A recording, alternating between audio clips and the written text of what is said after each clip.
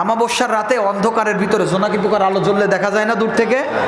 যাই তো আইয়ামে জাহেলিয়াতের চারিদিকে অন্ধকার চলতেছে, কেউ মুখে দাড়ি রাখে না, কেউ নামাজ পড়তে যায় না। ও যুবক, তোমাদের জন্য আলোচনা, আমার প্রিয় বোন যারা শুনছেন আপনাদের জন্য আলোচনা। আমি আপনাদের ছোট্ট ভাই হিসাবে বলে যাই, আমার প্রিয় বোন যারা শুনে নেন, এই দুনিয়া খুবই ক্ষণস্থায়ী, কারণ মালাকুল মউত সবার কাছে আসবে। আমি আল্লাহর কসম দিয়ে বলতেছি, কোরআন আল কারীম বুকে নিয়ে এইখানে নিজের ক্রেডিট বাড়ানোর জন্য কোনো কথা বলতে আসি নাই। আল্লাহকে ভয় পাই, আল্লাহকে ভয় পাই, ইত্তাকিল্লাহ, আল্লাহকে ভয় করো। কিয়ামতের ময়দানে আল্লাহর সামনে দাঁড়াতে হবে, কি জবাব সেই দিন দিব? সামান্য 5,000 টাকার বেতন পাইলে কত কত সামদ, সামান্য কিছু হাদিয়ার জন্য সভাপতির মন রক্ষা করার জন্য, মাহফিল কমিটির মন রক্ষার জন্য বক্তার কত কথা। যে আল্লাহ তোমাকে খাওয়ালো, আফারাআইতুম মা তাহরুসুন, যে আল্লাহ রিজিকের ব্যবস্থা তোমাকে করলো মাঠ থেকে, যে আল্লাহ তোমাকে ফল দিল, যে আল্লাহ তোমাকে পানি দিল। ও বোন, যে আল্লাহ তোমাকে শারীরিক সৌন্দর্য দিল, যে আল্লাহ সুন্দর মাথার চুল দিল, যে আল্লাহ তোমাকে কথা বলার সুন্দর শক্তি দিল, ওই আল্লাহর জন্য কি কোনো কিছু করা যাবে না? যাবে না? যাবে না? অবশ্যই যাবে, করতেই হবে, কারণ মালাকুল মউত আসবে।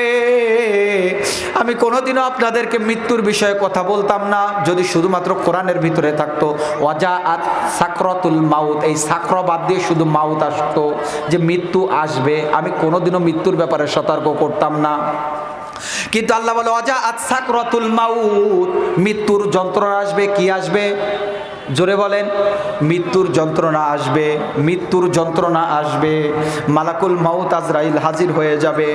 আপনি যদি অপরাধী হন, আপনি যদি মুজরিম হন, আপনি যদি পাপিষ্ট হন, আপনি যদি আল্লাহকে না মেনে যদি নামাজ না পড়ে জীবনটাকে কাটিয়ে দেন, ও ভাই, আপনি যদি নেশার পিছনে ঘুরেন, আল্লাহ রাব্বুল আলামিন বলে মালাকুল মাউত আসবে, মৃত্যুর যন্ত্রণা আসবে। মালাকুল মাউত এসে এমনভাবে আপনার উপরে টর্চার করবে, কালো কাপড় পরা ফেরেশতারা আসবে, আযাবের ফেরেশতারা আসবে, মাকামে ইয়াউমিন হাদিদ, লোহার তৈরি মুগুর নিয়ে ফেরেশতারা আসবে। দেখবেন মুমূর্ষ ব্যক্তির পাশে গেলে চোখগুলো দিয়ে এই দিক দিয়ে বেয়ে বেয়ে পানি পড়ে, গলাটা শুকিয়ে যায়। আপনার আমার এই অবস্থা আসবে। আল্লাহ রাব্বুল আলামিন বলে মালাকুল মউত ওই সময় ডাক দিয়ে বলবে, আহারে, তোমাদের ওইখানে কি মাহফিল হয় নাই? তোমাদের ওইখানে কি মাহমুদুল হাসান এসে চেঁচিয়ে চেঁচিয়ে গলা ভাঙে নাই? তোমাদের এইখানে কি জোবায়ের আহমেদ আসে নাই? কেন তোমরা বোঝো নাই? কারণ এই যে গতকালকেও ফুর্তি করতে গিয়েছিল ঢাকাতে, আপনারা সবাই জানেন আগুন ধরেছে মিরপুর 12 নম্বরে কাচ্চি ভাইয়ে, একই পরিবারের 5 জন মারা গিয়েছে। এভাবে করে চলেছে আমার ঝিকর গাছাই। কিছুদিন আগে মাহফিল করে আসছি, ছেলেটা অত্যন্ত ভালো। ছেলেটার মা বলছে, আমি টেলিভিশনের সামনে মোবাইলের ভিতরে দেখলাম যে ছেলেটা বলছে, মা, চতুর্পাশে আগুন ধরেছে, হাত পুড়ে যায়, পা পুড়ে যায়, ও মা, ধোঁয়ায় দম বন্ধ হয়ে আসছে, মা, আর মনে হয় জীবনে দেখা হবে না। মা চোখের পানি ছেড়ে দিয়ে বলে, মা তো জনম দুঃখিনী। মা বলে, আব্বু তুমি কালিমা পড়ো, তুমি কালিমা পড়ো, তুমি কালিমা পড়ো। কালিমা পড়তে পড়তে ছেলেটার ফোন বন্ধ হয়ে গিয়েছে, তার মানে মৃত লাশ আসছে বাসায়। আমাদের এমন অবস্থা আসবে, মাহফিল শেষ করে বাসায় যাইতে গেলে ট্রাকের নিচে পড়ে যাইতে পারি, মাহফিল শেষ করে বাসায় যাওয়ার সময় সাপের কামড় খাইতে পারি। এজন্য মালাকুল মউত আসবে। সে মালাকুল মউত বলবে যে, আহারে, কিছুদিন আগেও তো একজন মারা গিয়েছিল, গত মাহফিল করে গিয়েছি, গত বছর অনেক মানুষ মারা গিয়েছিল, কেন তোমরা বুঝো নাই?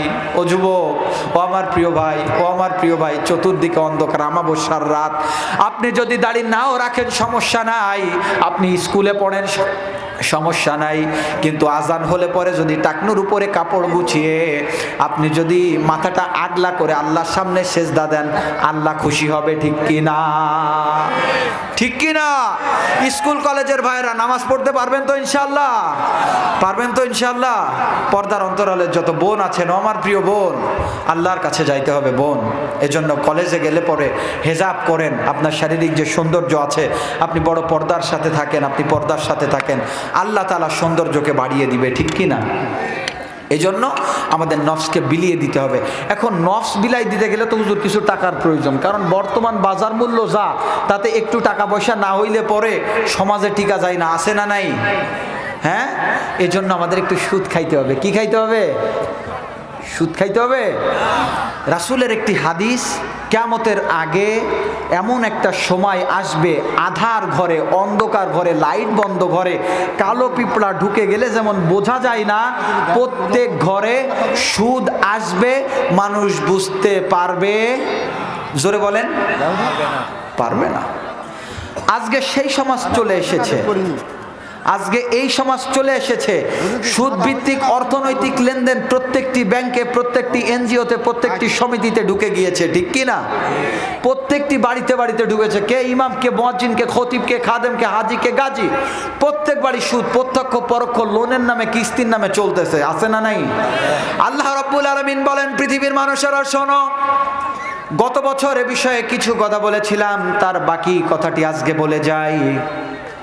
আইয়ামে জাহেলিয়াতে